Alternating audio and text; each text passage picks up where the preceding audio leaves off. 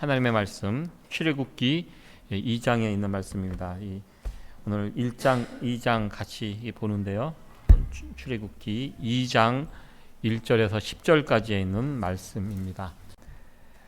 레위 족속 중 한 사람이 가서 레위 여자에게 장가 들었더니 그 여자가 잉태하여 아들을 낳아 그 준수함을 보고 그를 석 달을 숨겼더니 더 숨길 수 없이 되매 그를 위하여 갈 상자를 가져다가 역청과 나무 진 칠하고 아이를 거기 담아 하숫과 갈대 사이에 두고 그 누이가 어떻게 되는 것을 알려고 멀리 섰더니 바로의 딸이 목욕하러 하수로 내려오고 시녀들은 하숫가에 거닐 때에 그가 갈대 사이에 상자를 보고 시녀를 보내어 가져다가 열고 그 아이를 보니 아이가 우는지라 그가 불쌍히 여겨 가로되 이는 히브리 사람의 아이로다. 그 누이가 바로의 딸에게 이르되 내가 가서 히브리 여인 중에서 유모를 불러다가 당신을 위하여 이 아이를 젖 먹이게 하리이까.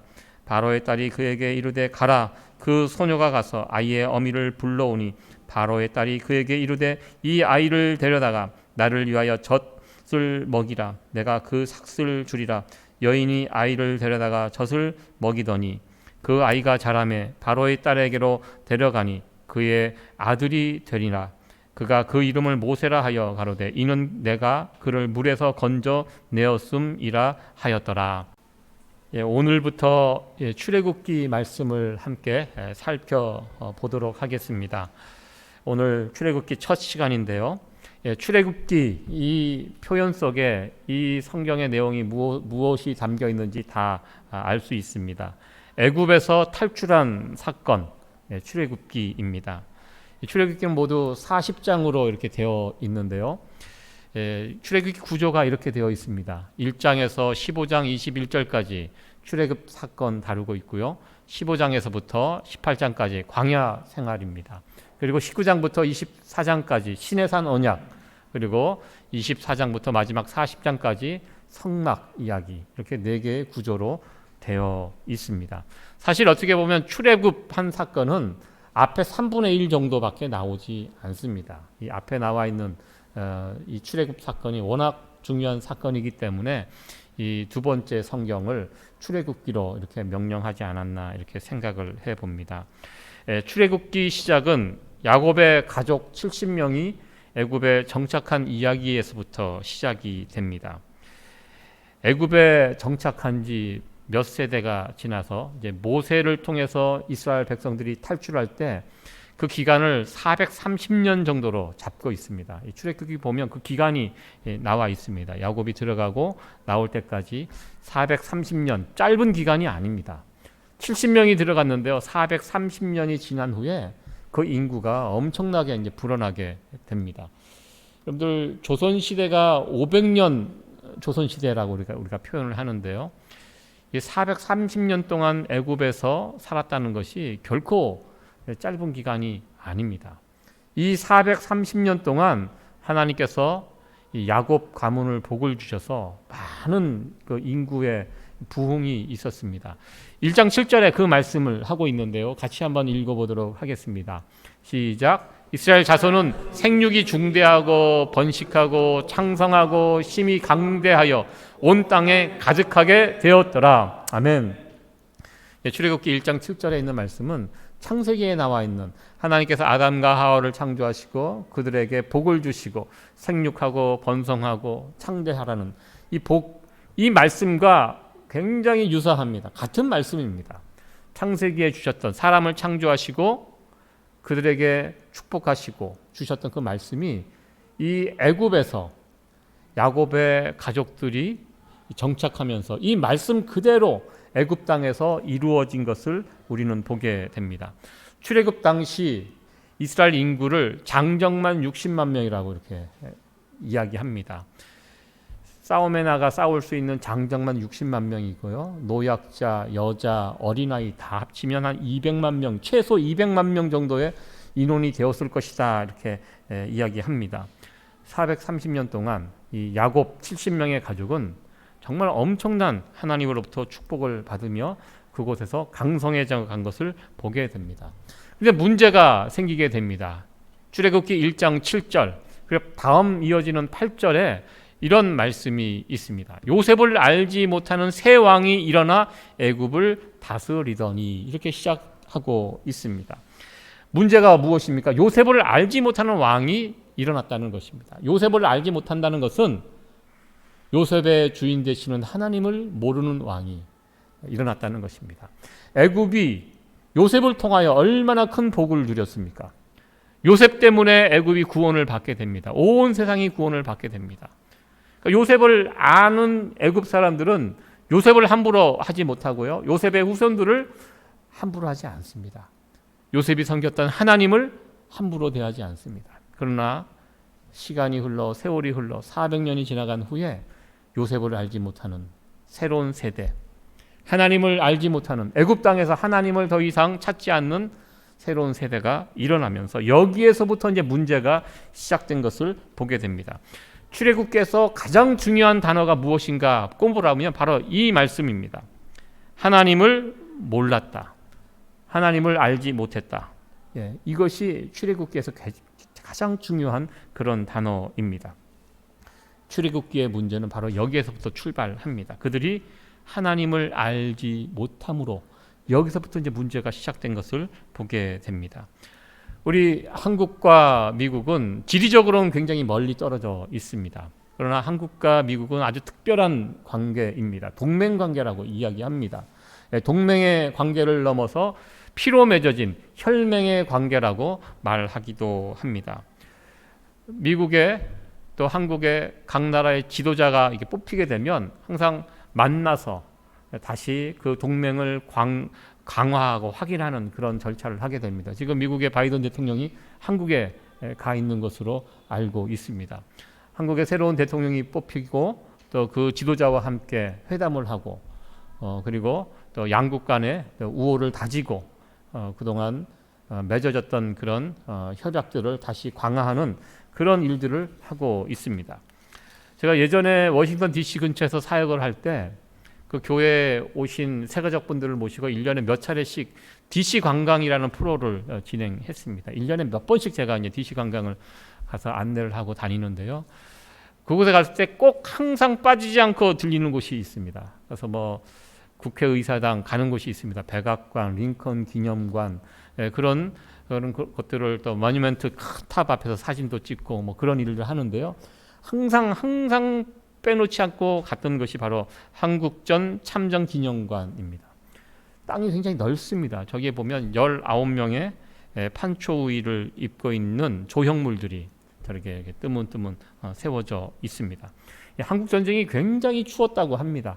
미군들에게 한국전쟁은 콜드워, 너무너무 추웠던 그런 전쟁. 그래서 저렇게 판초의를 덮어쓰고 있는 그런 모습들을 19명의 사람 모형들을 세워놓고 저기에 저렇게 있는데요. 저기 보면 전사자 54,246명이라고 그곳에 새겨져 있습니다. 한국 전쟁을 바라보는 시각이 다를 수 있습니다.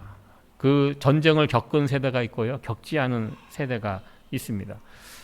미국이 한국 전쟁에 왜 참전을 했는가? 자기들 먹을 것이 있기 때문에 이익을 지키기 위해서 한국 전쟁에 참여했다. 그것을 주장하는 사람들, 자신들의 국익 때문에 한국 전쟁에 참여하였다라는 그런 주장을 하는 분들도 있습니다. 뭐 틀린 말은 아닙니다. 그러나 저곳에 가서 사망자가 54,246명이라는 그 새겨진 그것을 보면 생각이 좀 달라집니다. 이 젊은 미국의 청년들이 한국이 뭐라고, 한국이 어디에 붙어 있는지 아마 그 당시 몰랐던 군인들도 있었을 것입니다. 그 뭐라고 거기 가서 생떼 같은 목숨 5만 명 이상이 죽어야 하는가, 피를 흘렸는가, 이 생각을 하면 참 고마운 마음도 있고요, 미안한 마음도 있습니다. 우리가 한국에 살아가는 많은 분들, 한국 분들은 이 미국의 이 은혜를 기억하고 있습니다. 그래서 미국 사람들을 굉장히 좋아하고 고마워하고 그 은혜를 잊지 않고 살아가고 있는데요. 정말 그래서 우리가 한국과 미국은 그 어느 나라보다 더 특별한 관계가 아닌가 이렇게 생각을 해 보았습니다. 지금 애굽의 문제가 무엇입니까? 하나님이 누구인지를 잊어버렸다는 것입니다. 요셉에게 받은 그 은혜를 잃어버렸다는 것입니다. 오늘날 모든 이 세상의 문제가 여기에서부터 시작이 된다는 것입니다. 하나님이 누구인지 모르기 때문에, 하나님이 누구인지를 모르면 이제 문제가 거기서부터 시작이 됩니다. 훗날 애굽에 10가지 재앙이 임하게 되는데요, 하나님께서 이 재앙을 통해서 하나님께서 분명히 말씀하십니다. 하나님을 잃어버린 애굽 땅에 하나님이 어떤 분인지를 이 10가지 재앙을 통해서 하나님께서 애굽 사람들에게 분명히 보여주셨습니다. 하나님이 어떤 분인지, 이 주제는 오늘날도 계속 이어져 가고 있습니다. 이스라엘 백성들도요 마찬가지입니다. 출애굽을 통하여 하나님이 어떤 분인지를 알게 되고요, 시내산에 가서 광야 생활 40년 동안 하나님이 어떤 분인지 이스라엘 백성들은 그곳에서 또 배우게 됩니다. 이 주제, 하나님이 어떤 분인지 알아가는 것, 이 주제는 지금도 신앙생활을 하는 저와 여러분들도 이 주제를 붙잡고 우리는 평생 살아가게 됩니다. 하나님이 어떤 분인지, 우리는 하나님의 말씀을 통하여 매일매일 우리와 동행하시는 하나님과 동행하면서 그 하나님을 체험하면서 하나님이 어떤 분인지를 알아가게 됩니다. 하나님이 어떤 분인지 모르면 문제가 일어납니다. 하나님을 날마다 온전히 알아갈 수 있는 성도 여러분들 되어지기를 간절히 축원합니다. 하나님을 모르는 새로운 왕조가 이제 시작이 되었습니다. 그러면서 새 왕은 이런 생각을 했습니다.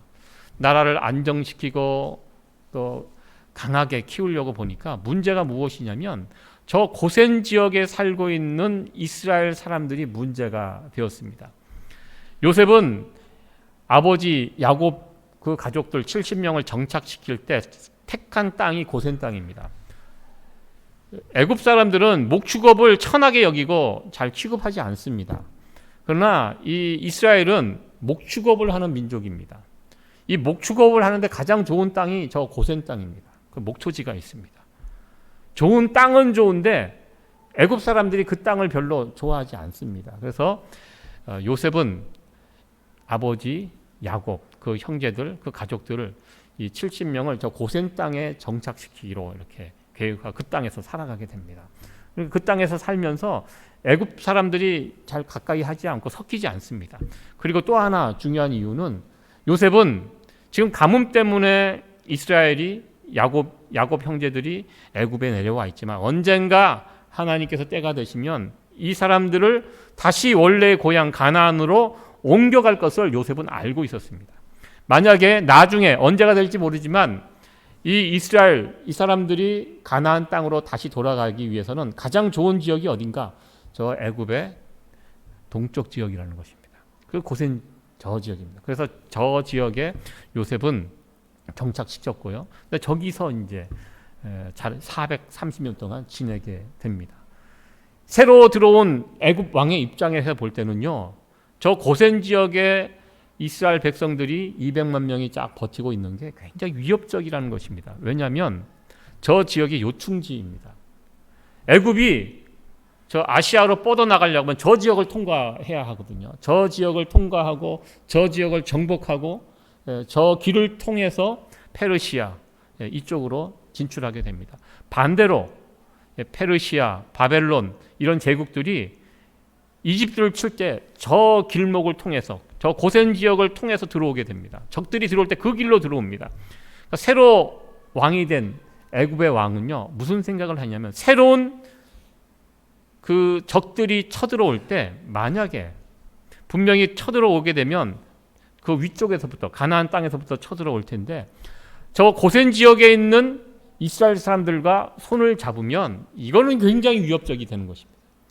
저 200만 명, 장정만 60만 명이 되는 저 사람들과 저 새로 쳐들어오는 적들이 손을 잡고 애굽을 친다면 애굽은 이건 정말 이건 넘어갈 수밖에 없는 아주 위험한 상황이 됩니다. 그러니까 왕이 똑똑한 사람이었습니다. 그러니까 왕이 이스라엘 백성들을 괴롭힌 이유가 합당하다는 것입니다. 이게 머리가 있는 왕이었어요. 저 가만히 저렇게 계속 부흥하고 강성하게 두면 저 나중에는 큰일 나겠다. 그래서 어떻게 하면 저들이 힘을 뺄 수 있을까? 저들을 어떻게 괴롭게 하고 힘을 이렇게 좀 이렇게 쇠락시킬 수 있을까? 연구 끝에 나온 이 세 가지 정책을 쓰게 됩니다. 이 지도를 보면 왜 애굽의 왕이 이스라엘을 괴롭혔는지를 우리는 알게 됩니다. 이 첫 번째 정책이 무엇입니까? 이스라엘 사람들에게 힘든 일을 시킵니다. 그동안 했던 일의 2배 이상을 그게 1장 10절에 나와 있는데 같이 한번 읽어보도록 하겠습니다. 시작. 자, 우리가 그들에게 대하여 지혜롭게 하자. 두렵건대 그들이 더 많게 되면 전쟁이 일어날 때 우리 대적과 합하여 우리와 싸우고 이 땅에서 갈까 하노라 하고. 아멘. 저 왕이 판단하는 것이 굉장히 지혜로운 판단 맞았습니다. 저렇게 되면 큰일 납니다. 그래서 어떻게 할까? 저들의 힘을 좀 빼자. 그래서 했던 첫 번째 정책이 아주 일을 고되게 했습니다. 평소에는 10가지 일을 시켰다면 20가지, 30가지 일을 할 수 있도록 아주 힘들게, 이렇게 하면 피곤하고 지쳐서 더 이상 자녀를 생산하지 않을 것이다. 아마 이렇게 생각을 했던 것 같습니다. 그런데 1장 12절에 있는 말씀을 보면 이스라엘 백성들이 학대를 받으면 받을수록 더 번성해졌다라고 말씀하고 있습니다. 그러고 보면 사람들이 힘들다고 자녀를 안 낳는 거 아니라는 것입니다. 우리 부모님 세대, 우리 할아버지 할머니 세대 이렇게 보면요, 얼마나 힘들게 사셨습니까? 환경이 얼마나 열악하셨습니까? 예전에 이 단칸방에 살면서 시부모님하고 단칸방에 같이 사는 가정도 있었습니다. 그럼에도 불구하고 그 상황에서 자녀를 생산합니다. 여러분들 이거 가능합니까? 힘들다고 자녀 못 낳는 거 아닙니다. 예전에 자녀들 5명, 저희 어머님 형제들이 10명이라고 제가 말씀드렸잖아요. 10명.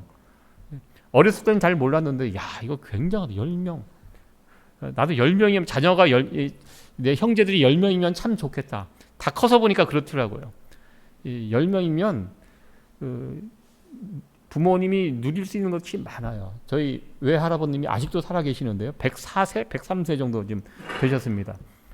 100세 잔치를 그 자녀들 집에 한 달씩 가면서 1년 동안 하셨어요. 10가정을 이렇게 돌아다니면서. 지금 제가 확인한 바에는 지금 부천에 가 계세요.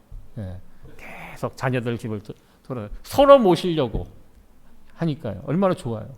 그러니까 자녀가 많으니까 그런 복이 있습니다. 옛날에 그 힘들게 살 때 왜 이렇게 자녀들을 많이 낳았는지, 힘드니까 더 자녀를 많이 낳았던 것 같아요. 오히려 편안해지고 환경이 좋아지면 요즘 1명, 2명 이렇게 낳지 않습니까? 그러니까 이 첫 번째 정책이 실패한 정책이 됩니다. 힘들게 괴롭히고 막 했더니 오히려 더 자녀들을 더 많이 낳는 하나님의 축복이죠. 그래서 이 첫 번째 방법이 실패하자 이제 두 번째 정책, 산파들에게 명령을 내립니다. 엄한 애굽의 왕으로서 산파들에게, 이스라엘 산파들에게 아이를 낳을 때 가서 딸이면 살리고 남자아이는 너네들이 죽여라. 산파들에게 명령을 내립니다. 이 명령을 받은 산파들이 어떻게 했습니까? 태어나는 남자아이들을 죽여야 하는데 죽이지 않았습니다. 그 이유가 21절에 나와 있습니다. 같이 한번 읽어보도록 하겠습니다. 시작. 산파는 하나님을 경외하였으므로 하나님이 그들의 집을 왕성케 하신지라. 아멘. 애굽 왕, 무서운 왕입니다. 사람들의 삶과 죽음을 붙잡고 있는, 지금도 대통령, 나라의 높은 사람들이 그 권한이 있잖아요. 아래 사람들 함부로 할 수 있습니다. 그때 당시는 왕의 말 한마디면 끝장입니다. 왕이 명령을 내렸습니다. 산파에게. 그런데 산파가 그 말을 듣지 않아요. 왜 안 듣습니까? 왕이 무서운 사람이지만 더 무서운 분이 있다는 것을 산파들은 알았어요. 누가 더 무섭습니까? 하나님이 무섭습니까? 왕이 무섭습니까? 하나님이 더 무섭습니다. 산파가 이것을 알았어요. 이 산파의 믿음이에요. 세상 모든 사람들이 그 믿음 갖고 있는 거 아닙니다.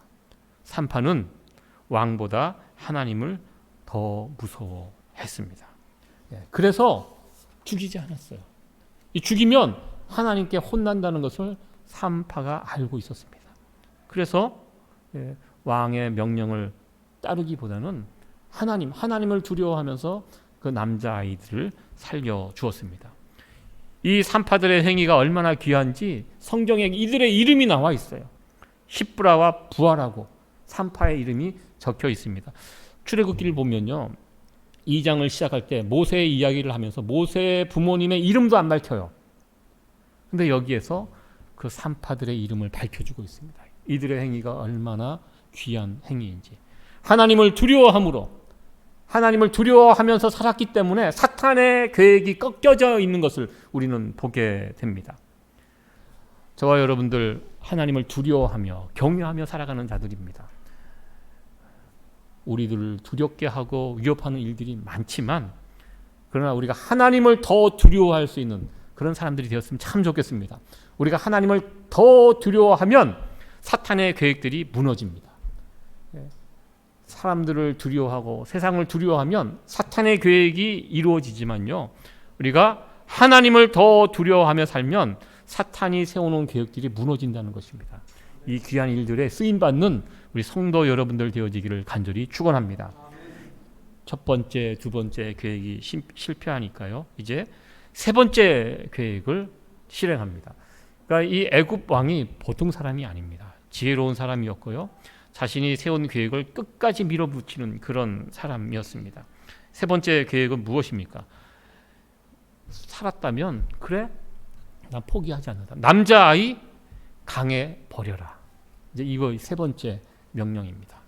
산파들에 의해서 남자아이를 죽일 수 없게 되니까요, 이제는 이 명령을 부모들에게, 이 아이의 부모들에게 드립니다. 너희들이 직접 강에 버려라.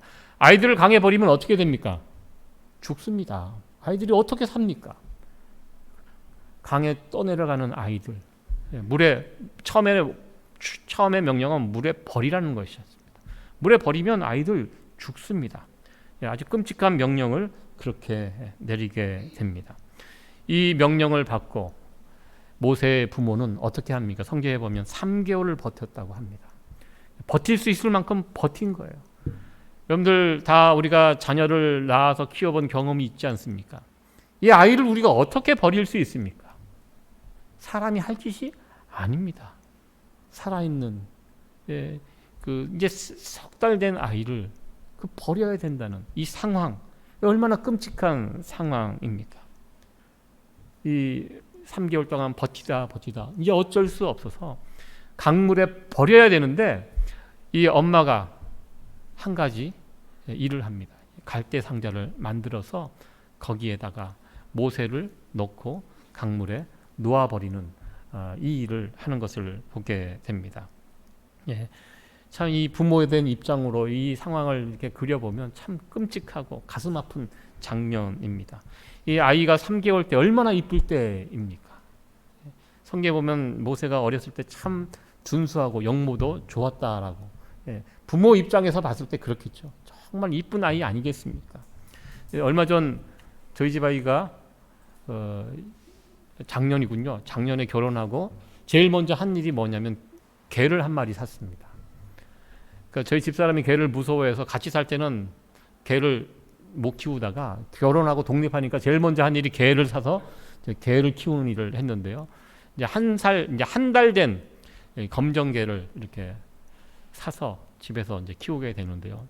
화상통신을 통해서 이렇게 보니까 개가 아주 이쁘고 아주 좋더라고요. 근데 이 개가 산지 얼마 안 돼서 문제가 생겼습니다. 병들었어요. 그러니까 병든 개를 사온 거예요. 그래서 놀래갖고 뭐 먹지 못하고 토하고 계속 그러길래 그 병원에, 개를 고치는 그 병원에 데리고 갔더니 의사가 심각한 질병에 걸렸다고, 죽을 수도 있다라고서 그러면서 치료를 시작하자고 하면서 이 병원에 놔두고 한 일주일 정도 치료 기간이 걸린대요. 문제는 돈 아니겠습니까? 제 아들이 보험이 있어요. 군인이니까 보험이 얼마나 좋겠습니까? 근데 이 보험이 개에게는 연결이 안 돼 있는 거예요. 여러분들 보통 미국에서 개도 가족이다라고 이렇게 얘기하는데, 병원에 가니까 그 이야기가 통하지가 않아요. 개는 개예요. 그래서 사람은 보험으로 다 커버가 되는데 개는 생돈 내고 고쳐야 돼요. 전혀 보험이 안 되니까 일주일 동안 병원에서 집중 케어를 하는데 얼마나 비싸겠어요. 이 아이가 저에게 정확하게 얘기는 안 해주는데 5,000불 이상이 걸리는 거예요. 제가 그 얘기를 들으니까 너무 화가 나는 거예요. 너 나에게 5,000불 쓴 적 있냐? 네? 어떻게 개 지금 집에 데려온 지 한 달도 안 된 개예요. 그러니까 제가 어떻게 합니까? 포기해라. 이거 그렇게 해도 산다는 보장도 없는데 예? 좀 가슴 아프겠지만 버리라고 제가 이야기를 했습니다. 근데 제 아들이 저의 이야기를 듣지 않았어요. 버릴 수가 어떻게 버리겠냐. 자기를 이렇게 병원에 가면 자기를 바라보는 그 눈빛을 어떻게 외면하겠냐는 거예요. 예, 그래서 일주일 동안 고쳤습니다. 고쳐갖고 지금은 건강하게 집에서 잘 자라고 있는데요. 예, 어떻게 살아있는 짐승을 버릴 수 있느냐. 살아있는 짐승도 못 버리는데요. 예, 살아있는 자기 아들을 3개월 된 그 아들을 강에 버려야 하는 이런 명령을 내리는 끔찍한 이 사탄의 계획이거든요. 이거 어떻게 감당할 수 있겠습니까? 이 모세의 부모를 한번 생각해 보시기 바랍니다. 모세뿐만 아니라 그 당시 아들을 낳았던 수많은 이스라엘 백성들이 이 아픔이 있었다는 것입니다. 모세는 그래도 구원을 받았지만 나머지 다른 아이들은 수많은 아이들이 강물에 떠내려서 죽임을 당하였습니다. 이 아픔과 이 슬픔과 이 분노가 이 한이 얼마나 가슴에 사무쳤을까요? 저는 하나님께서 애굽 땅에 10가지 재앙을 하나씩 내리실 때 제일 마지막 재앙, 여러분들 맨 마지막 재앙이 무엇인지 아십니까? 이집트에 난 장자들의 죽음입니다. 남자아이들, 수컷, 짐승들까지. 그런 하나님의 일하시는 그 모습을 보면 섬뜩하기도 하고 놀랍기도 합니다. 하나님께서 그 애굽 땅에서 눈물 짓고 한스럽게 자식을 떠나보냈던 그 이스라엘 부모들의 슬픔과 눈물과 기도를 우리 하나님께서 들으셨다는 것입니다. 그거 갚아주신 것이라고 저는 생각합니다. 애굽에 내린 10가지 마지막 10가지 재앙 장자의 죽음을 통하여 그 아픔을 눈에는 눈, 이것이 꼭 너무 성경적이냐 할 수 있겠지만 하나님께서 그 모든 애굽의 악행들을 다 기억하시면서 그것을 하나씩 셈하시는 그 하나님의 그 모습을 10가지 재앙을 통해서 보게 됩니다. 이 모세의 부모 이제 3개월 동안 버티다가 이 아이를 이제 버려야 하는데 물에 그냥 버릴 수는 없고 본인이 할 수 있는 최선의 일이 무엇이냐? 갈대로 상자를 만들어서 그 안에 모세를 넣고 떠나보내는 그 일. 그 일이 모세의 부모로서 할 수 있는 최선의 일이었습니다. 여기 모세의 부모님이 모세를 담을 그 갈대 상자를 만들 때 2장 3절에 이렇게 되어 있습니다. 같이 한번 읽어보도록 하겠습니다. 시작. 더 숨길 수 없이 되매 그를 위하여 갈 상자를 가져다가 역청과 나무진을 칠하고 아이를 거기 담아 하숫과 갈대 사이에 두고. 여기 보면 갈대 상자를 만들어 놓고 거기에 물이 들어오지 않도록 역청과 나무진을 칠하고 이렇게 만들어 놓았다고 이야기하고 있습니다. 이 표현이요 성경에서 딱 한 군데 또 쓰였습니다. 어디에 쓰였을까요? 역청과 나무진을 발랐다 하면 생각나는 그 노아의 이야기. 노아가 방주를 만들 때 역청과 나무진을 칠하고 물이 들어오지 않도록 그렇게 만들었는데 딱 성경에 노아의 방주와 이 갈대 상자를 만들 때 딱 이렇게 딱 2번 언급이 되고 있습니다. 바로 노아를 통하여 구원의 역사가 시작이 되었는데요. 바로 이 조그만 갈대 상자를 통하여 이스라엘의 새로운 구원의 역사가 시작된다는 사실을 이 말씀을 통해서 우리에게 보여주고 있다는 것입니다. 이 다음의 이야기는 우리가 잘 알고 있습니다. 이렇게 갈대 상자를 띄워놓고 모세를 보냈는데요. 이렇게 모세를 띄워보낸 이 모세의 어머니 요게벳 품에 다시 모세가 돌아오는 그런 놀라운 은혜가 또 일어나게 됩니다. 그냥 돌아온 것이 아니라 모세를 보면서 돈을 받는 그 일로 바뀌어져서 모세가 돌아온 것을 우리는 보게 됩니다. 애굽의 공주가 목욕하러 나갔다가 이 상자를 발견하고 그것을 열었을 때 아이의 울음소리를 듣고 마음이 불쌍히 여겨져서 이 아이를 자신이 거두게 됩니다. 그리고 나중에 이 아이의 이름을 모세라고 이렇게 이름을 짓게 됐는데요. 이 모세라는 이름이 참 특이하게도요, 애굽 사람들, 이집트 말로는 모세가 누구누구의 아들이라는 뜻이 있다는 이름입니다. 그냥 별 의미가 없는 이름이에요. 누구누구의 아들, 공주의 아들, 이런 뜻으로 모세라고 이름을 불렀습니다. 이 애굽 사람들은 모세 하면 공주의 아들 이렇게 듣습니다. 그러나 모세라는 이 발음이요, 히브리 사람들에게 어떻게 들리냐면 건져내다 구원자로 들립니다. 애굽 사람들은 그것도 모르고 모세라고 이름을 지어서 부르는 거예요. 애굽 사람들은 그냥 누구의 아들로 들리지만 모세라는 이름을 들을 때 이스라엘 사람들은 건져낼 구원자로 모세의 이름이 들리게 됩니다. 또 모세의 이름 속에 감추어진 하나님의 놀라운 섭리가 아닌가 이렇게 생각을 해 보았습니다. 이 모든 상황은요, 모세 부모가 계획한 거 아니에요. 이렇게 갈대 상자를 띄어서 이렇게 하면 공주가 만나서 이렇게 해서 이렇게 되게, 전혀 그런 생각을 어떻게 했겠습니까? 그냥 어쩔 수 없는 상황에서, 한계 상황에서 부모로서 할 수 있는 최선의 방법을 찾아서 갈대 상자를 만들고 그 위에 모세를 놓고 하나님께 기도하며 이 아이를 떠나 보낸 것입니다. 모세의 부모가 한 일이 그 일입니다.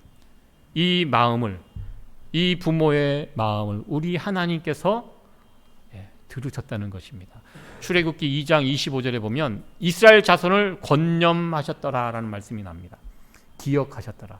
우리가 하나님 잊으면 안 됩니다. 반대로 똑같이 하나님도 우리를 잊으면 안 되시는데요, 하나님께서 이런 이스라엘 백성들의 열악한 상황들을 다 보시고 기억하고 계셨다라는 말씀이 2장 마지막 절에 이렇게 나와 있습니다. 모세의 부모가 갈대 상자를 만들고 그곳에 자기 아이를 놓고 떠나보내는 이 상황을 우리 하나님께서 지켜보시고 그들의 간절한 마음을 보시고 여기에 이제 하나님께서 개입하시고 하나님의 섭리가 작동되고 있는 것을 보게 됩니다. 오늘 말씀의 제목이 갈대 상자입니다. 이 갈대 상자 하면 늘 생각나는 분이 있습니다. 지금은 이제 고인이 되셨는데요, 한국에 가면, 포항에 가면 한동대학이라는 대학이 있습니다. 1995년도에 설립된 학교인데요, 굉장히 급성장한 학교고 좋은 학교입니다. 공부 잘하는 학생들이 가는 학교입니다. 지금 랭킹이 상당히 높은 것으로, 지금은 어느 정도인지 모르겠지만 굉장히 공부 잘해야 갈 수 있는 기독교 대학으로 알고 있는데요, 이 대학을 그 당시 카이스트 교수였던 김영길 교수님께서 하나님의 뜻을 받들어 이 땅에 기독교 대학을, 좋은 기독교 대학을 하나 세우겠다는 그 꿈을 가지고 이제 세운 학교가 한동대학입니다. 사업을 하나 일구는 거 쉽지 않고요, 학교 하나 세우는 거 쉽지 않습니다.